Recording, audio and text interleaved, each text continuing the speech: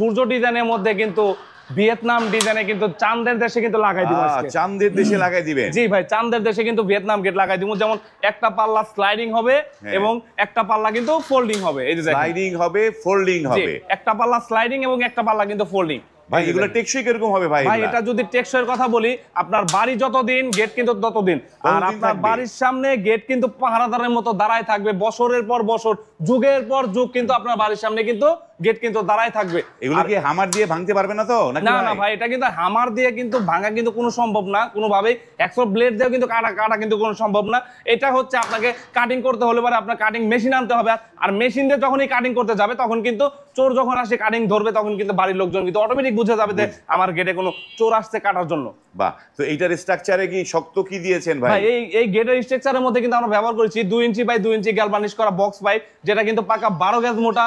এবং পাল্লার স্ট্রাকচারে কিন্তু আমরা ব্যবহার করেছি 1.5 ইঞ্চি বাই 3 ইঞ্চি গ্যালভানিশ করা বক্স পাইপ, যেটা কিন্তু পাকা 14 গজ মোটা।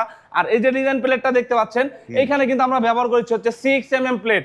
এটা কত টাকা স্কয়ার ফিট পড়বে ভাই? এই ক্যাটাগরিতে যদি কোনো ভাই যদি মালামাল নিতে চায় তাহলে প্রতি স্কয়ার ফিট খরচ পড়বে মাত্র 1500 টাকা স্কয়ার ফিট।